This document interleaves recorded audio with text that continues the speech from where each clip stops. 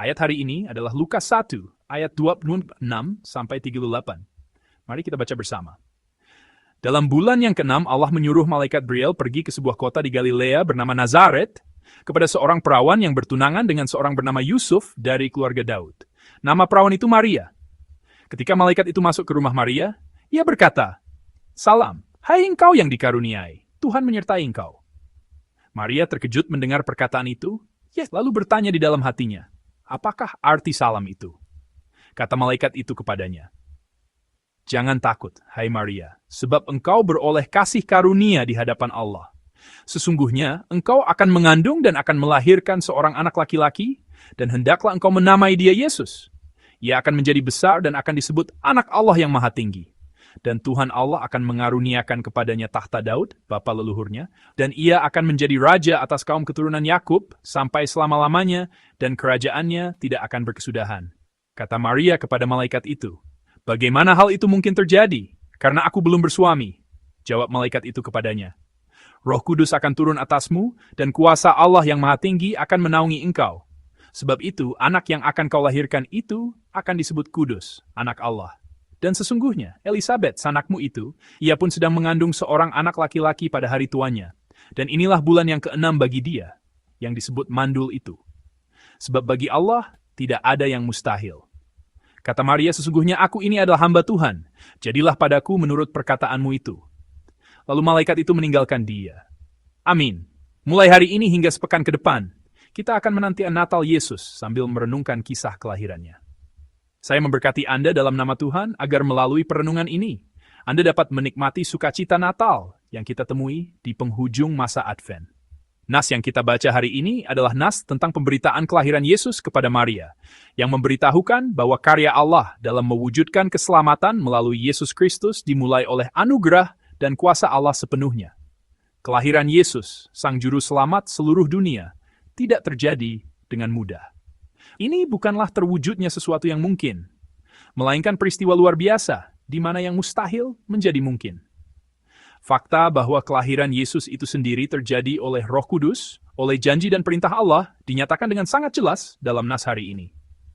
Malaikat Gabriel memberitahukan kepada perawan Maria bahwa ia akan melahirkan seorang anak laki-laki.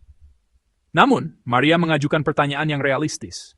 Dalam ayat 34, Maria berkata, "Hei, itu terjadi karena aku belum bersuami." Meskipun Maria memiliki tunangan, ia adalah seorang perawan yang belum bersetubuh dengannya, sehingga kehamilan secara alami tidak mungkin terjadi. Bukankah kita sering berkata, harus melihat langit baru bisa memetik bintang? Bagaimana mungkin seorang anak bisa dikandung dan dilahirkan tanpa melihat langit? Kisah ini diceritakan untuk menunjukkan bahwa kehendak Allah sedang dinyatakan di tengah situasi yang mustahil, situasi yang tidak dapat dilakukan, dan situasi yang tidak dapat dipahami dengan akal sehat manusia. Namun, jika kita melihat firman dalam nas ini, Maria mengandung seorang bayi oleh Roh Kudus dan melahirkan Yesus. Kebenaran yang lebih penting daripada fakta harfiah bahwa seorang perawan melahirkan seorang anak adalah bahwa yang mustahil telah menjadi mungkin. Allah tidak mengatakan bahwa manusia dapat mencapai keselamatannya sendiri. Allah memberitahu kita bahwa keselamatan manusia diwujudkan dari Allah. Fakta bahwa kehidupan kebebasan sejati, yang dipulihkan dari beban dan kelelahan hidup yang berat, serta terlepas dari belenggu dosa, tidak akan pernah dapat kita alami tanpa Allah, sudah terdengar kepada kita di tengah situasi dan latar belakang kelahiran Yesus ini. Telah dinyatakan dengan jelas bahwa inisiatif keselamatan hanya ada pada Allah semata. Dan yang sungguh luar biasa dalam nas hari ini adalah bagian di mana bukan manusia yang berusaha melakukan sesuatu untuk keselamatannya sendiri, melainkan Allah yang lebih dahulu datang untuk menyelamatkan manusia. Poin ini harus kita perhatikan dan renungkan dengan saksama. Allah mengutus malaikat untuk memberitakan damai sejahtera dan memberikan janji. Tuhan kita adalah Dia yang datang kepada kita yang duduk dalam naungan maut dan lebih dulu mengulurkan tangannya. Maria terkejut dengan kunjungan Gabriel. Makna dari keterkejutan ini adalah bahwa tidak ada alasan bagi malaikat yang diutus Allah untuk datang kepadanya. Artinya, tidak ada alasan bagi dirinya untuk ditemui dengan pemberitaan damai sejahtera. Namun, Allah melalui malaikat Gabriel menyatakan dirinya kepada Maria, berfirman, dan memberikan janji. Di tengah peristiwa yang begitu mengejutkan dan menggembirakan yang sepertinya tidak mungkin terjadi ini, Gabriel berkata kepada Maria bahwa ia beroleh kasih karunia. Kata anugerah dalam bahasa aslinya adalah charis. Charis ini berarti hadiah atau kemurahan hati yang diberikan secara sepihak kepada orang yang sama sekali tidak layak menerimanya. Maria pada saat itu adalah seorang wanita dengan kedudukan yang rendah dalam masyarakat Yahudi, dan seorang gadis biasa dari Nazaret, sebuah daerah yang dipandang hina. Ia tidak memiliki syarat atau alasan apapun untuk menjadi ibu dari Mesias. Alkitab pun tidak memberikan kesaksian yang cukup tentang seberapa salehnya Maria melalui kehidupannya sebelum bertemu Gabriel. Yang ingin Alkitab sampaikan adalah fakta bahwa Allah telah memutuskan untuk mengasihinya dan telah memutuskan untuk berkarya melaluinya. Yang mustahil menjadi mungkin. Dia datang lebih dahulu kepada orang yang tidak layak, yang tidak memenuhi syarat apapun. Inilah gerakan Allah yang terjadi sebelum Yesus lahir ke dunia ini. Dan inilah pesan yang ingin Allah sampaikan kepada kita. Benar, anugerah Allah tidak bergantung pada lingkungan atau keadaan. Anugerah tidak selalu menjadi lebih besar hanya karena saya telah melakukan sesuatu dengan rajin. Ini tidak berarti bahwa usaha yang tulus tidak dihargai. Namun, anugerah Allah tidak bekerja dengan cara seperti itu. Jika Allah memutuskan untuk mengasihi, memutuskan untuk memulihkan, memutuskan untuk menyembuhkan tubuh itu, maka terjadilah demikian. Karena segala kedaulatan ada pada Allah. Kelahiran Yesus ke dunia ini, keselamatan manusia di dunia ini, semua kedaulatannya ada pada Allah. Nas hari ini memberitahukan hal itu kepada kita dengan lebih jelas lagi. Kita sering berpikir, hal baik seperti itu tidak mungkin terjadi padaku. Aku bukan orang yang seperti itu. Namun, Tuhan kita tidak berpikir demikian. Dia yang lebih banyak memikirkan kita daripada kita memikirkan diri kita sendiri. Lebih banyak mengasihi kita daripada kita mengasihi diri kita sendiri dan lebih percaya kepada kita daripada kita percaya pada diri kita sendiri. Itulah Allah kita. Tidak apa-apa jika kita tidak dapat memahami segalanya. Justru, saya berpikir bahwa jika sesuatu itu tidak dapat dipahami, bukankah itu anugerah?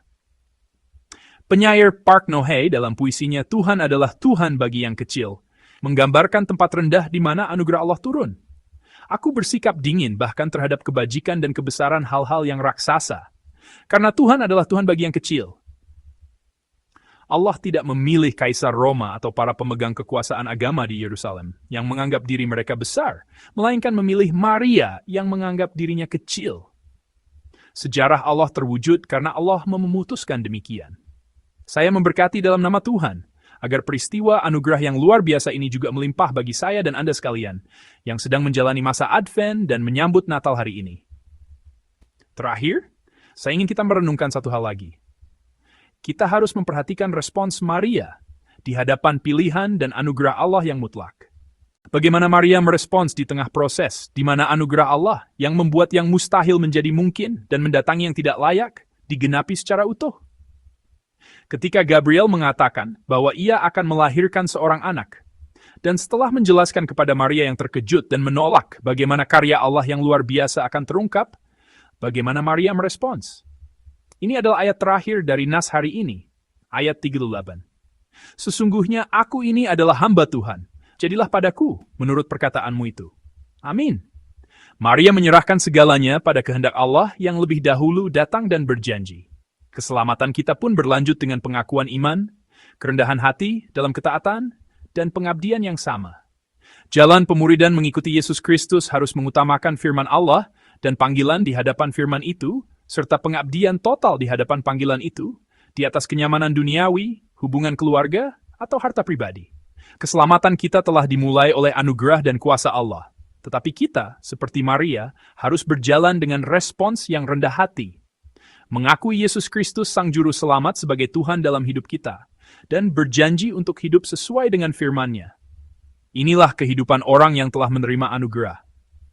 Seperti inilah seharusnya rupa orang yang telah menerima karya Allah yang membuat yang mustahil menjadi mungkin. Dan anugerah Allah yang lebih dahulu datang, memeluk dan mengulurkan tangannya kepada kita yang tidak layak. Saudara-saudari yang terkasih, pengakuan iman bahwa Yesus dikandung dari Roh Kudus, dilahirkan oleh Maria, mengingatkan kita pada karya Allah yang membuat yang mustahil menjadi mungkin, dan anugerah mutlak Allah yang lebih dahulu datang untuk menyelamatkan kita yang tidak layak. Menjelang Natal hari ini, marilah kita mengaku dengan berani dan rendah hati seperti Maria. Jangan takut pada kenyataan penderitaan yang penuh dengan kemustahilan. Hari ini, beberapa hari menjelang Natal, mari kita renungkan kembali di dalam hati kita akan keselamatan dan anugerah Yesus Kristus yang datang kepada kita, yang dikandung dari Roh Kudus. Dan mari kita mengaku seperti Maria, sesungguhnya aku ini adalah hamba Tuhan. Jadilah padaku menurut perkataanmu itu. Semoga pengakuan iman ini menjadi pengakuan saya dan Anda sekalian, sehingga dipenuhi dengan anugerah Allah yang turun atas Anda di musim Natal ini. Saya memberkati Anda dalam nama Tuhan. Amin.